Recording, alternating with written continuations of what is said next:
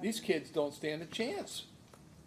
I mean, is this the life that you want for your kids? No. At what point in time are you going to? Ms. Manning is before the court with her counsel, Ms. Diefenbach, Ms. Nicholson, on behalf of the state of Ohio. We're here for sentencing. Ms. Nicholson, anything on behalf of the state? Your Honor, this is not Ms. Manning's first foray into the criminal justice system. I think this is her most serious involvement. We will defer to the court as to the amount of time the court deems is appropriate. She does seem to have extensive contacts, even while she has been incarcerated, with individuals who themselves are interconnected in the criminal justice system.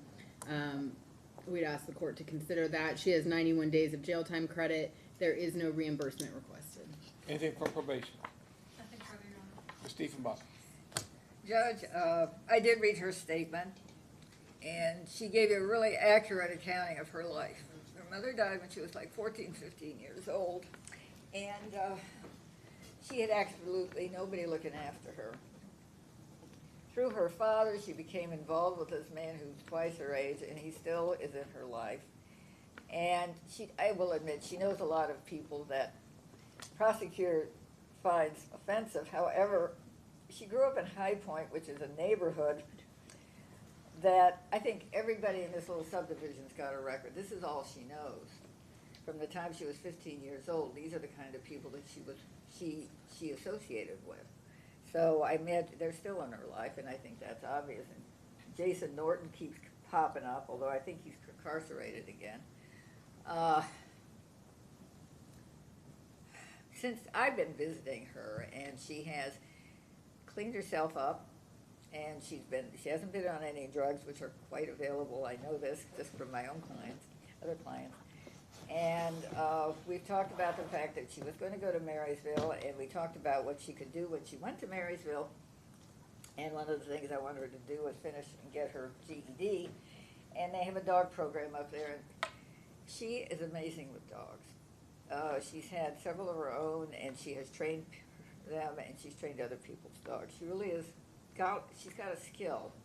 If she could just get away from these people that she's been growing up with since she was like 15 years old, she'd probably be in a lot better situation than we are today. And I'd really like you to consider giving her minimum time. Ms. Manning, anything you want me to know?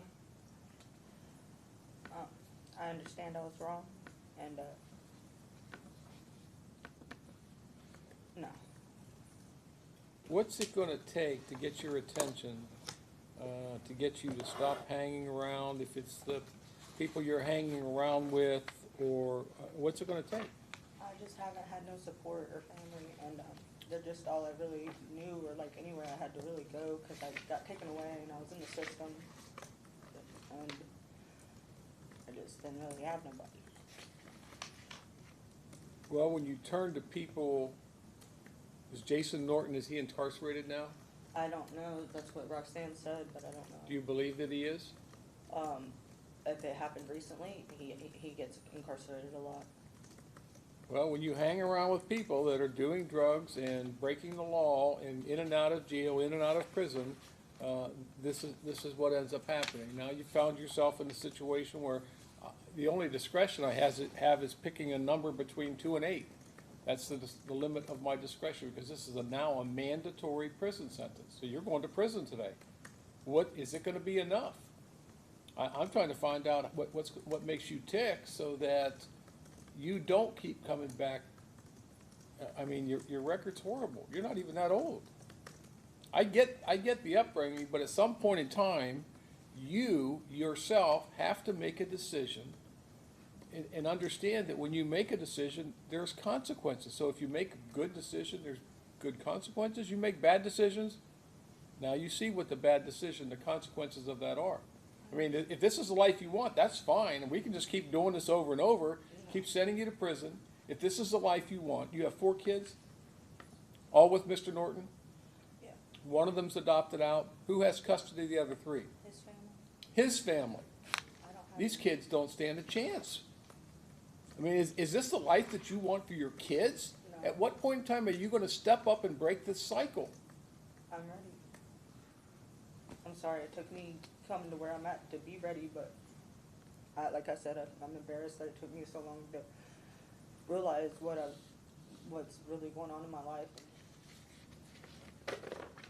But I plan to change and do better and learn from this.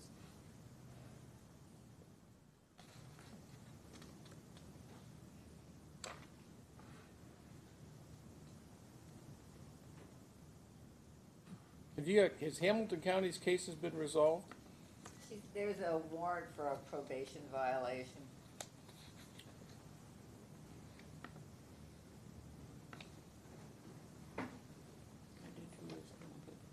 Yeah, she did 2 years, was it a 3-year probationary period? Yeah, they told me I was eligible to file for my motion, but I paid off my fines and then Yeah. lost the house. Yeah, we paid off her fines, and then this happened.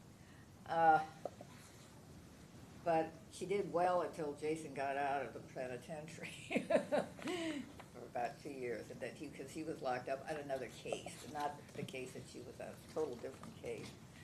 And I followed him to find out where he was. All right, court's considered the statements made here today the pre-sentence investigation of the purposes and the principles of sentencing, the relevant seriousness and recidivism factors. You have not been to prison before, correct? Never. All right. Court will order you to serve a minimum term sentence on count 2 of 2 years in prison, maximum term sentence of 3 years. That is a mandatory prison sentence. The court is also going to order, when you're not in jail, where do you live? I haven't really had a stable place since I lost my house. All right. All right, the court's going to order you to serve on count 3, 12 months. That to be served consecutive to count 2 for a total of 3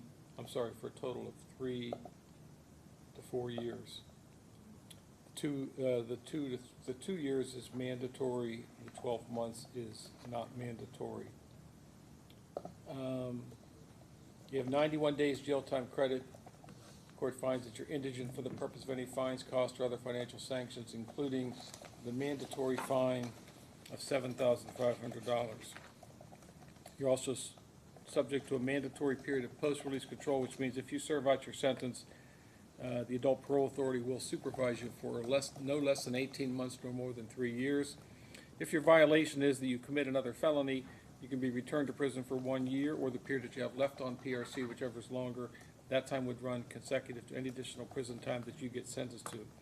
The court does find that the consecutive sentence is necessary to punish this defendant. It is not disproportionate to the conduct or danger posed by the defendant, and your criminal history demonstrates that the consecutive sentence is necessary.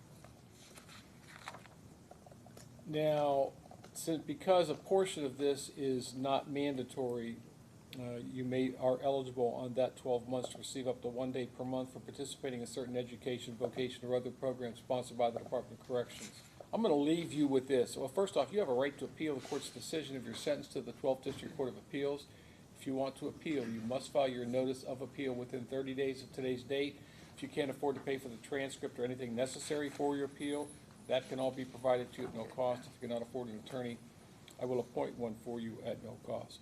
Now, after you've served your 2 years, the court will consider a motion for judicial release on the non-mandatory prison time, which means that this court will then supervise you. So if you have no violations and you follow the rules of the institution, the court will at least consider you for judicial release. Ms. Nicholson, is there anything else? No, Your Honor.